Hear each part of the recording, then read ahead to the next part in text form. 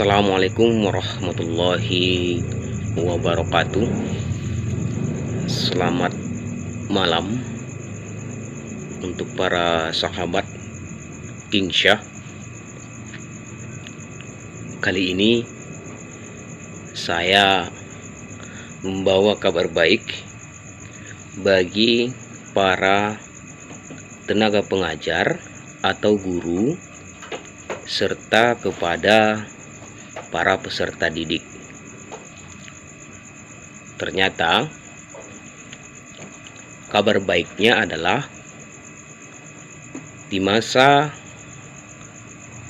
pandemik corona ini ataupun COVID-19 ini, pemerintah melalui Kementerian Pendidikan dan Kebudayaan atau Kemendikbud merevisi petunjuk teknis ataupun juknis penggunaan dana BOS bantuan operasional sekolah reguler melalui Permen Pendidikan dan Kebudayaan, tepatnya nomor 19 tahun 2020 tentang perubahan atas Permendikbud nomor 8 tahun 2020 tentang juknis BOS reguler. Dalam artian di sini yang direvisi adalah tentang penyalurannya terhadap kelangsungan suatu pendidikan di satuan pendidikan. Terkait perubahan ini, guru-guru wajib mengetahui dan siswa-siswa juga, saya rasa kedua objek ini wajib mengetahui informasi yang dikeluarkan oleh Kemendikbud ini,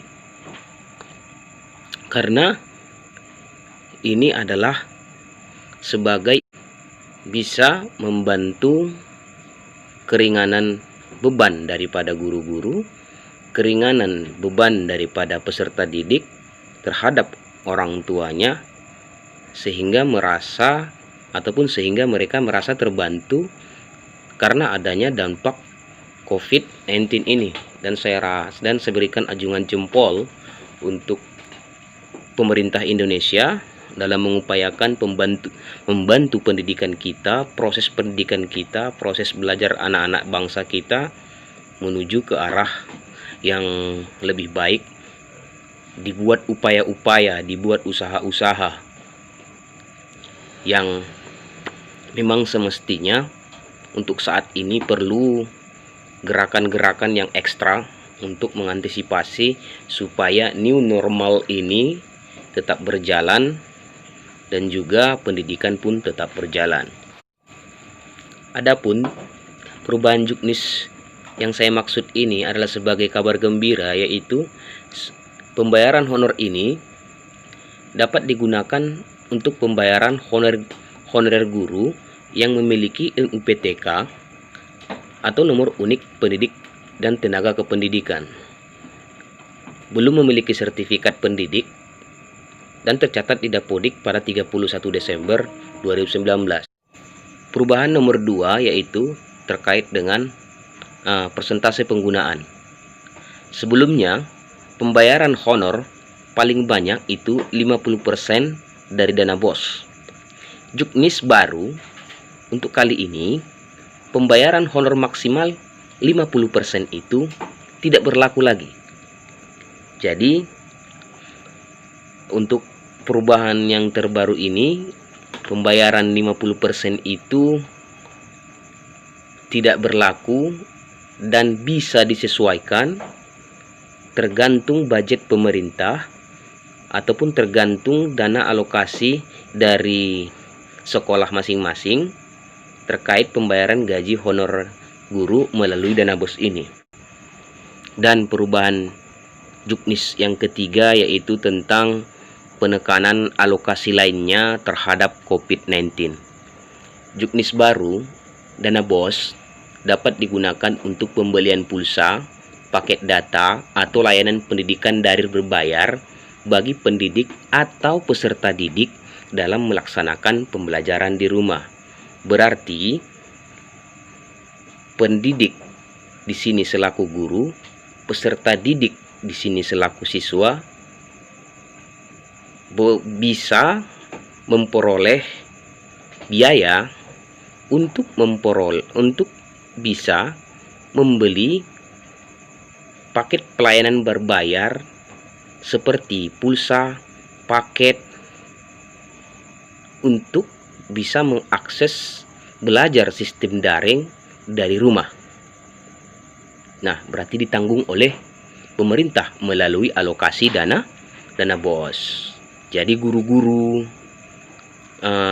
sudah dipermudah, siswa-siswa juga sudah dipermudah di masa COVID-19 ini, pandemik ini, gejolak ekonomi menurun, diberikan solusi bantuan dari pemerintah dengan pengadaan layanan pendidikan daring melalui pembelian paket data pulsa agar memperlancar proses KBM dan memperlancar proses pembelajaran yang seharusnya ada di sekolah beralih ke rumah. Karena tidak dipungkiri untuk saat ini banyak juga orang-orang tua yang mengeluhkan untuk membeli paket lagi. Saya mendengar keluhan-keluhan dari beberapa orang tua atau wali siswa, membaca baik di artikel mengatakan SPP jalan terus tetapi belajar dari rumah. Nah, SPP itu dikemanakan? Seharusnya kan SPP itu kan diberikan sebagai ganti jasa kepada pihak sekolah atas dasar telah mengajari anaknya belajar di sekolah, dan itulah sistem yang sudah lazim dan sudah bertahun-tahun ada di sekolah kita. Tetapi karena pandemi corona ini, SPP tetap jalan tapi layanan pendidikan juga tidak terpenuhi, tidak termaksimal dirasakan oleh baik siswa pun maupun orang tua. Sehingga dengan adanya solusi seperti ini yang diberikan oleh pemerintah cukup membantu para orang tua untuk meringankan beban mereka dalam memenuhi kewajiban mereka sebagai orang tua dalam menyekolahkan anak. Lebihnya lagi, selain pengalihan dana BOS ini bisa digunakan terhadap pembelian paket data atau semacamnya, pengalihan dana BOS ini juga dapat digunakan untuk pembelian cairan atau sabun pembersih tangan, pembersih kuman, masker, atau penunjang kebersihan yang lainnya yang harus ataupun mungkin diwujudkan oleh pihak sekolah. Melalui apa? Yaitu tadi melalui dana BOS tadi. Ketentuan penggunaan dana BOS reguler dan pendidikan kesertaan ini berlaku mulai April 2020. Sampai kapan? Sampai dengan dicabutnya penetapan status kedaruratan kesehatan masyarakat COVID-19 oleh pemerintah pusat. Nah, ini semua yang saya sampaikan ini sudah disampaikan sebelumnya oleh Menteri Pendidikan Nadiem Makarim. Saya hanya coba menyalurkan kembali mengenai perubahan juknis dana BOS ini agar penyebaran informasi ini semakin luas melalui channel YouTube ini, dan masyarakat pun cerdas dan masyarakat pun tidak buta akan perkembangan informasi. Karena slogan stay at home masih berjalan pada saat sekarang, karena kelamaan stay at home orang tidak tahu informasi, dan karena mungkin saja karena kelamaan di rumah tidak bisa bekerja, jadi akhirnya nggak bisa beli paket, terutama guru-gurunya. Karena mungkin saja lagi tak gajian, mungkin ya, tapi saya nggak tahu, mungkin saja, ini pendapat saya. Ya, sekian dulu informasi yang saya bilang tadi, informasi terbaru dan kabar baik bagi guru dan para siswa. Semoga informasi ini dan niat baik pemerintah ini dalam membangun negara ini dan mengatasi COVID-19 ini apalagi terfokus kepada dunia pendidikan, diberkahi oleh Allah Subhanahu wa taala dan didukung semua oleh lapisan masyarakat, baik itu instansi pendidikan ataupun para orang tua. Dan kita berdoa semoga COVID-19 ini segera berakhir di negara kita. Amin amin ya rabbal alamin. See you guys in next materi project my video. Dadah.